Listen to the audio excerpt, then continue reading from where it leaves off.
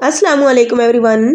अगर आप चिकन को किसी सब्जी के साथ पकाएं तो क्या चिकन की हल्की सी स्मेल यानी एक ख़ास किस्म की महक आपके सालन में बाकी रहती है।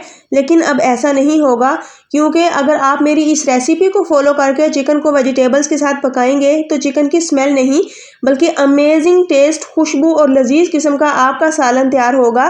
तो ये देखने के लिए कि कैसे हम चिकन की स्मेल ख़त्म करते हैं और टेस्टी सालन कैसे तैयार होगा, वीडियो को फुल वॉच कीजिए। तो चलें फिर बढ़ते हैं अपनी शानदार सी रेसिपी को बनाना शुरू करते हैं। बिस्मिल्लाहिर्रहमानिर्रहीम। तो सबसे पहले मैंने यहाँ पर हाफ़ केजी चिकन लिया है। तो चिकन में मैंने यहाँ पर गर्दन का पीस लिया है और इसको मैंने अच्छे से वॉश कर लिया है। तो फ्रेंड्स, इसको आपने अच्छे तरीके से वॉश करना है। इसकी सफाई का बहुत ज़्यादा आपने ख्याल रखना है कि जैसी ये वाली हड्डियाँ होती हैं गर्दन की मोहरों की, तो इनको आपने अच्छे तरीके से साफ़ कर लेना है। इसके अंदर जमा हुआ ब्लड होता है तो उसको निकालना बहुत ज़्यादा ज़रूरी है। तो चिकन को वॉश करने के बाद अब यहाँ पर हम कुकिंग स्टार्ट करते हैं। तो यहाँ पर मैंने घी डाल दिया है पतीली में, आप चाहें तो कुकिंग ऑयल में भी इसे बना सकते हैं। तो तकरीबन हाफ बड़ा चम्मच मैंने ये घी लिया था। जैसे ही घी मेल्ट हो चुका है तो अब मैं इसमें हाफ टेबल स्पून साबुत ज़ीरा ऐड करूँगी और हाफ टेबल स्पून ही मैं इसमें साबुत खुश्क धनिया ऐड करूँगी। बड़ी ही अमेजिंग सी खुशबू मिलेगी आपको अगर आप इसको ऑयल के साथ पहले ही हल्का सा चटखाएंगे।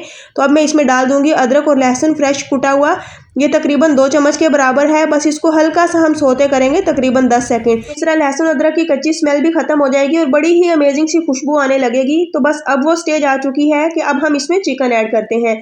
तो फ्रेंड्स, ये वो टाइम है कि जब हम चिकन को अदरक लहसुन के साथ पहले ही फ्राई कर लेते हैं। तो इससे ये होता है कि एक तो चिकन के अंदर जितना भी ब्लड होता है वो ड्राई हो जाता है और चिकन की जो हल्की सी स्मेल बाकी रह जाती है आपके शोरबे वाले सालन में, तो फिर वो भी नहीं रहेगी और चिकन में एक अमेजिंग सा टेस्ट डेवलप हो जाता है। तो इसलिए आप चिकन को पहले ही फ्राई करें। जब भी आपने किसी भी वेजिटेबल के साथ इसे बनाना हो तो पहले लहसुन अदरक के साथ आप इसको हल्का सा जब फ्राई कर लेंगे तो इसके अंदर जितना भी ब्लड होगा वो ड्राई हो जाएगा और हमारे चिकन को अच्छी सी एक अमेजिंग सी खुशबू मिल जाएगी। तो लगभग 4 से 5 मिनट मैंने इसको फ्राई कर लिया है और ये देखें चिकन का कलर कितना अमेजिंग सा हो चुका है।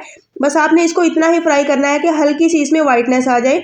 तो यहाँ पर जैसे ही चिकन की बोटियों का कलर चेंज हो चुका है तो अब हम इसमें बाकी की चीज़ें ऐड करते हैं। तो यहाँ पर मेरे पास है एक मीडियम साइज़ की प्याज, मैंने रफली ही चॉप कर लिया है। इसके साथ ही मेरे पास टमाटर है 2 अदद और 6 से 7 अदद हरी मिर्चें। तमाम चीज़ों को मैंने रफली ही चॉप करके इसके अंदर ऐड कर दिया है और साथ ही हम वेजिटेबल्स भी ऐड कर देंगे। तो फ्रेंड्स, मैं ये सालन बना रही हूँ शलजम और आलू के साथ, तो इसलिए मैंने शलजम को भी बारीक काट लिया है। आप चाहें तो इसको थोड़े से मोटे टुकड़ों में भी काट सकते हैं या फिर चाहें तो इससे भी बारीक रख सकते हैं, जैसा आप पसंद करते हो। अब वैसी ही शलजम की कटिंग करें और इसके अंदर ऐड कर दें। तो बड़ा ही आसान और शानदार सा तरीका मैं आपके साथ शेयर करूँगी। आप कोई भी वेजिटेबल बनाना चाहते हो चिकन के साथ तो इस तरीके को फॉलो करके आप बना सकते हैं। बड़ी ही अमेजिंग रेसिपी आपकी तैयार होने वाली है। तो अब हम इसके साथ ही इसमें स्पाइसेस भी ऐड कर देते हैं। तो हाफ टेबल स्पून मैं इसमें नमक ऐड करूंगी, तकरीबन 1 टीस्पून मैं इसमें हल्दी पाउडर ऐड करूंगी, हाफ टेबल स्पून मैं इसमें पिसी हुई लाल मिर्च ऐड कर दूंगी। तो बस यही बेसिक मसाले मैं इस स्टेज पर ऐड करूंगी। कुछ मसाला जात है वो हम आगे चलकर ऐड करेंगे और वो क्यों आगे चलकर ऐड करेंगे ये भी मैं आपको बताऊंगी। तो बस ये मसाला जात ऐड करने के बाद अब हम इसको एक बार मिक्स करेंगे। और फ्रेंड्स, अब हमने ना तो इसमें पानी डालना है और ना ही और कोई चीज़ डालनी है। बस इसको ऊपर से ढककर बिल्कुल दम वाली फ्लेम पर 10 मिनट के लिए छोड़ देंगे। तो यहाँ पर 10 मिनट के बाद अब हम चेक कर लेते हैं। यहाँ पर शलजम ने अच्छा खासा मॉइस्चर छोड़ दिया है, यानी कि अच्छा खासा मॉइस्चर इससे रिलीज़ हो चुका है। तो यहाँ पर हमारी चिकन भी अच्छे से इसी में गल जाएगी, हमारे शलजम भी इसी दम वाली फ्लेम पर ही सॉफ्ट हो जाते हैं। तो अब हम इसमें आलू ऐड करेंगे। तो फ्रेंड्स, पहले मैंने आलू क्यों नहीं ऐड किए, क्योंकि अगर हम आलू को पहले ही ऐड कर देते हैं तो आलू का मलीदा बन जाना था और इससे हमारे सालन की लुक जो है वो डिस्टर्ब हो जाती। तो इसलिए आलू को आपने बिल्कुल इसी स्टेज पर ऐड करनी है। 10 मिनट का आपने उसको पहले दम देना है, उसके बाद फिर आपने आलू ऐड करने हैं। क्योंकि शलजम तो अगर सॉफ्ट हो भी जाएं तो शलजम उसमें मैश हो जाते हैं, जिससे हमारी बड़ी ही अमेजिंग सी ग्रेवी तैयार हो जाती है। तो यहाँ पर आलू ऐड करने के बाद भी मैंने इसको 5 मिनट का फिर से दम दिया था, जिसमें हमारे आलू भी अच्छे खासे सॉफ्ट हो जाते हैं। तो फ्रेंड्स, अब हम इसकी फ्लेम हाई कर लेंगे और हाई फ्लेम पर इसको भून लेंगे।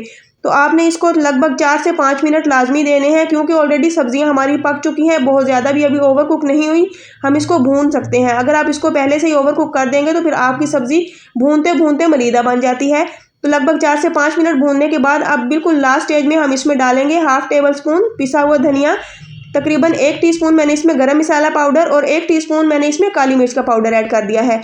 तो ये तमाम मसाला जात लास्ट स्टेज पर ही आपने डालने हैं, क्योंकि अगर आप इनको शुरू में डाल देते हैं तो फिर आपके सालन का कलर ख़राब हो जाता है, यानी कि वो ब्लैकिश कलर की तरफ चला जाता है। तो बस यहाँ पर अब हम इसमें पानी ऐड करेंगे। तो मैंने लगभग 1 गिलास के बराबर यहाँ पर पानी ऐड किया है।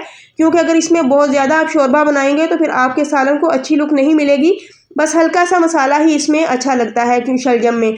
तो आपने भी बस इतना सा ही इसमें शोरबा बनाना है। 1 गिलास डालने के बाद मैंने इसको पकने के लिए छोड़ दिया था। तो बिल्कुल लास्ट में मैंने इसमें हरा धनिया ऐड किया है और अच्छे से मिक्स करने के बाद 5 मिनट के लिए इसको मैंने बंद करके रख दिया था ताकि ये तमाम चीज़ें वेल बैलेंस्ड हो जाएं। तो अल्हम्दुलिल्लाह बड़ी ही मज़ेदार और शानदार किस्म की हमारी चिकन और वेजिटेबल की रेसिपी बनकर तैयार हो चुकी है। तो आप भी इसी तरह रेसिपी को फॉलो करते हुए शानदार किस्म की सब्जी और चिकन बनाएं, खुद भी इंजॉय करें और अपनी फैमिली को भी इंजॉय करवाएं। इंशाल्लाह सब उंगलियां चाटने पर मजबूर हो जाएंगे।